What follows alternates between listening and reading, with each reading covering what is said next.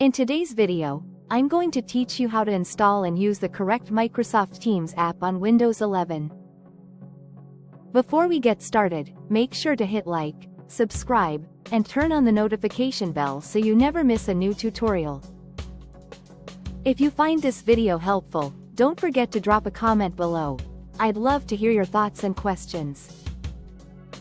Windows 11 actually includes two different versions of Microsoft Teams. One is for personal use and is often pre-installed, linked to the blue chat icon on your taskbar. The other is the dedicated Teams app for work or school accounts, designed to integrate with your organization's Microsoft 365 services. Choosing the right one prevents sign-in confusion and ensures you get the features you need.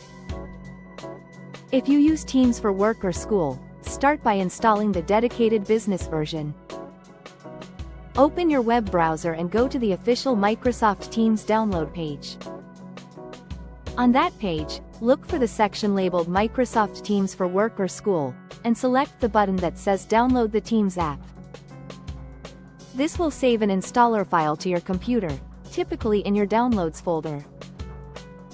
The file name may appear as msteamssetup.x or teams_windows_x64.x, and either is fine. Next, double-click the downloaded file to start the installation. You may be prompted to grant administrator permissions. Go ahead and approve that so the setup can continue. When the install completes, the app will open automatically. Sign in with your work or school email and password.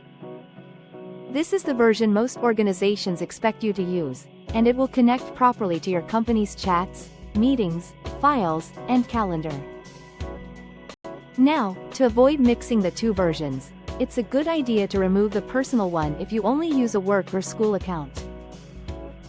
On Windows 11, right-click the Start menu, choose Installed Apps, find Microsoft Teams, Personal, right-click it, and select Uninstall. This only removes the personal edition and won't affect the work or school app you just installed.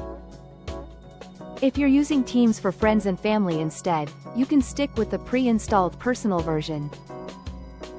Click the blue chat icon on your taskbar, then follow the prompts to sign in with your personal Microsoft account. This app is streamlined for quick chats, calls, and small group conversations.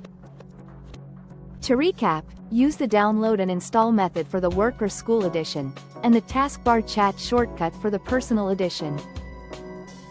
Keeping just the version you actually use makes Teams simpler, faster, and less confusing every time you sign in. Before we get started, make sure to hit like, subscribe, and turn on the notification bell so you never miss a new tutorial.